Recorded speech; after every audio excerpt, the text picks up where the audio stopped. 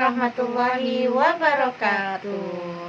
Halo semuanya, jumpa lagi dengan kita di channel Bincang Emak. Wow. Aduh, apa kabar Mak hari ini, Mak? Alhamdulillah. Alhamdulillah. Iya, nah kemarin kita kan udah cerita tuh Mak tentang yang terjadi ya di sekitaran kita nih. Kita juga masih nunggu ya cerita dari teman-teman ya. Jadi bagi teman-teman yang masih mau atau yang berkeinginan bercerita, tukar cerita, sharing-sharing cerita dia, mungkin ada pengalaman mistis atau horor gitu ya yang terjadi di kehidupan dia atau pernah dia dengar gitu, tapi ini yang kenyataan ya gitu, jadi bukan rekayasa atau buatan gitu, mungkin pernah dialami sama dia gitu ya. Jadi silakan kirim ceritanya gitu di Instagram kita, ada di deskripsi ya, di inbox aja, kita ngobrol-ngobrol di situ. Oke, Nanti Mak. ceritanya kita bacain atau kita ceritakan lagi. Iya, oke. Hari ini apa tuh Mak? Ada yang mau diceritain nggak Mak? Hari ini kita ngebahas tentang 2,000 years later. dengar ini nggak, apa sih yang katanya orang hamil kandungannya hilang gitu. Nah, iya Mak. Nah, ini ada kejadian Mak, yang itu Mak ya. Aku punya teman nih Mak. Ini teman aku nih teman satu lembaga ya gitu, satu tempat aku kerja. Dia udah hamil sampai 9 bulan Mak gitu, sampai Udah gede?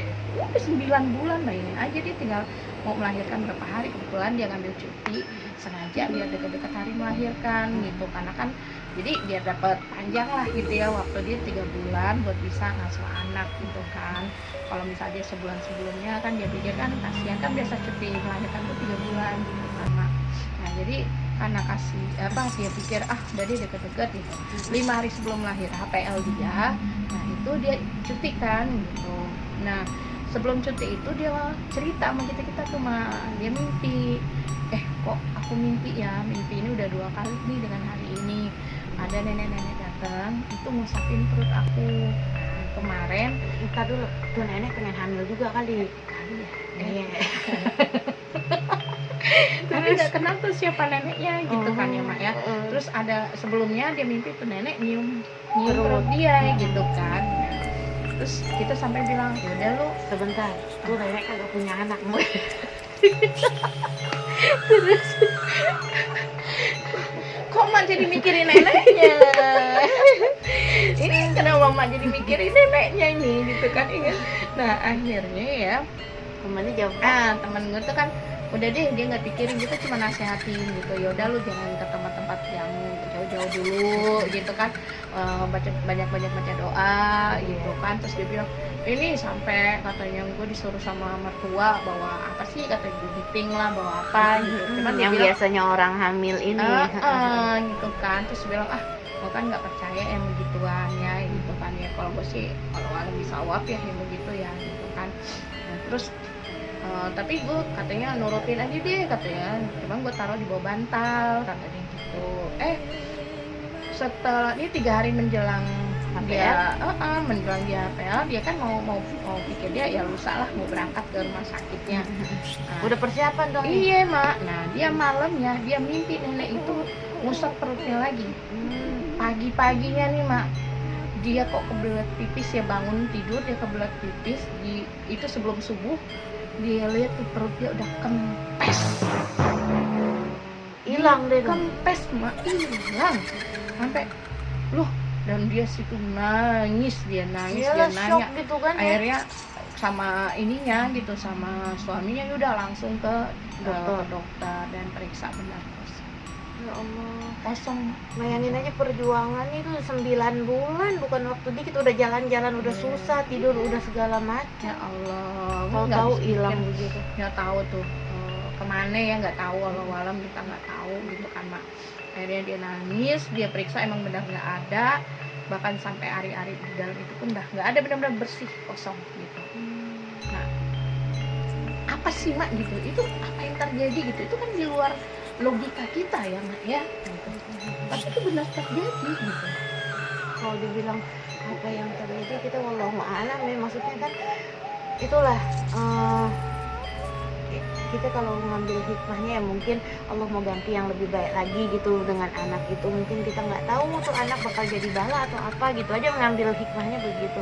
Cuman kalau dibilang kayak begitu bukan 1-2 sih ya yang ngalamin gitu.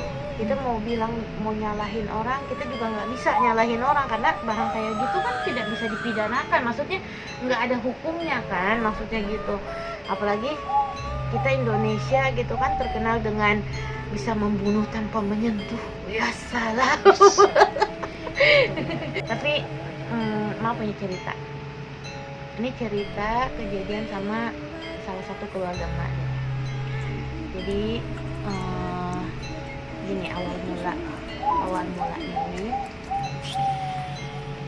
emak punya saudara ini, dia istri pertama. Terus setelah punya anak, suaminya nih anaknya udah 3, udah gede-gede, suaminya nikah lagi, punya istri kedua lagi. Awal mula rapi banget sampai akhirnya ya namanya rumah tangga ya, apalagi ada 2 ratu begitu ya, kita di luar daripada itu bukan urusan kita. Enggak, dipisahin rapi gitu, maksudnya enggak. Tapi nggak saling tahu. Tahu nih, bahkan nikahnya orang apa saudaranya emak yang yang nikahin, maksudnya di rumah itu gitu rapi, maksudnya nggak ada masalah. Nggak, maksudnya bini pertamanya tahu gitu. Tahu banget dia yang nyediain, dia yang memfasilitasi gitu loh. Oke. Masya Allah banget nih, sampai kita muji seluruh yang kenal beliau ini. Masya Allah gitu hatinya gitu kan, bisa menerima lah di poligami gitu. Udah singkat cerita, nah dia hamil. Kita semua seneng dong ya, ada berita kehamilan apa, sampai kita minta didoain gitu apa semuanya. Ya hamil, kita ngeliat tuh, kita datang ngunjungin, perutnya gede, udah 7 bulan. Dengar cerita hilang kandungannya, kita kagak tahu deh nih. Pokoknya dengar cerita kita kan mikirnya udah 7 bulan waktu itu, 6 bulan mau ke 7 bulan tuh dikit lagi dong ya, berapa bulan lagi nih hak melahirkan gitu. Kita menanti kabar itu, menanti kabar gitu bakal melahirkan, kok kagak ada kabar.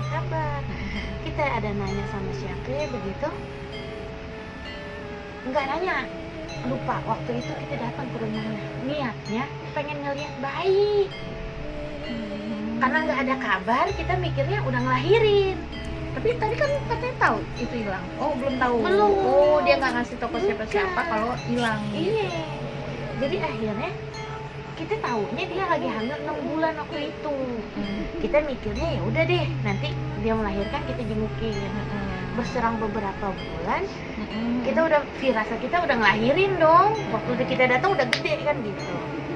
Waktu kita datang pun dia ngejelasin kalau anaknya tuh di USG perempuan, mana dia lagi ngidam-ngidamin anak perempuan karena punya Waktu anak. dia masih hamil itu. Iya, waktu kita datang ke dia tuh yang pas kita pegang perutnya itu, dia nyeritain kalau anaknya tuh udah di USG, anaknya perempuan, kan lagi ngidam-ngidamin anak perempuan, soalnya punya anak yang lainnya 3 laki-laki gitu. Oh ya ampun. Udah deh nih, kita mikir udah ngelahirin, silaturahmi deh ke rumahnya.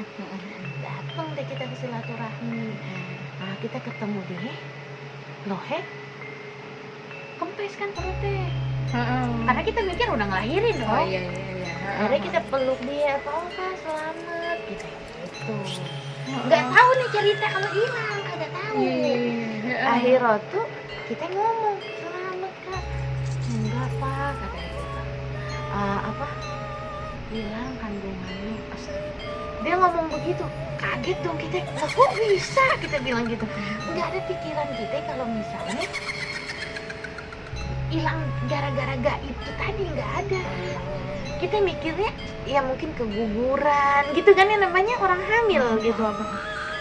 Nah disitulah dia cerita, nggak bangun tidur katanya gitu, dia mau waktunya check up gitu, waktunya cek ini kandungan, besokannya cek kandungan, malamnya tidur, besok pagi tuh udah kempes perutnya. Ya Allah. terus gimana ya, karena orangnya masya Allah ya, hatinya masya Allah, jadi mungkin dia ngambil ya udah mungkin belum waktunya punya anak perempuan gitu kan, apa gitu. Kita nggak banyak ngomong deh, kita nggak banyak tanya-tanya, soalnya kan kita takut menyinggung hati orang lagi sensitif baru kehilangan anaknya gitu kan, kita nggak. Subhanallahnya dia cerita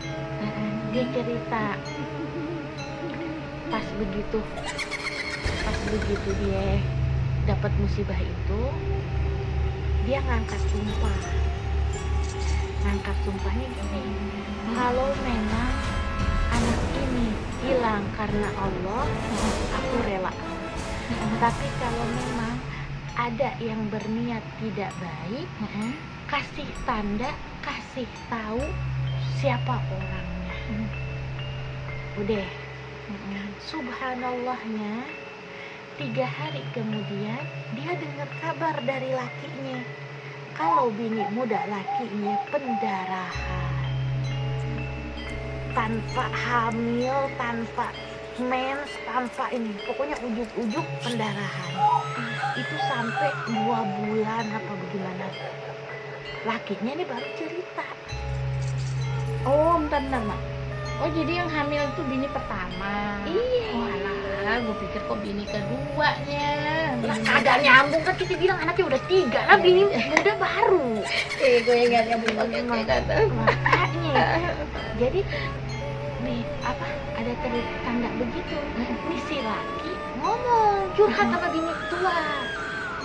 Bini muda nih kenapa ya pendarahan, padahal gak mens, gak ngambil apa. Tiba-tiba pendarahan ya.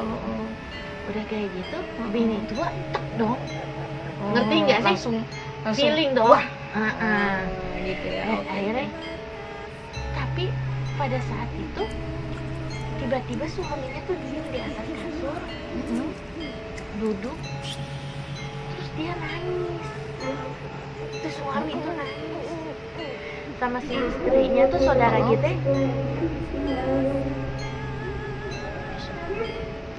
Nggak apa-apa, terus dia cepet. Terus sama istrinya tuh saudara kita didoain mukanya, matanya ditiupin, yang apa sampai suaminya ngomong begini, doain ya supaya saya sabar, katanya gitu. Masa ujuk-ujuk ngomong begitu lakinya?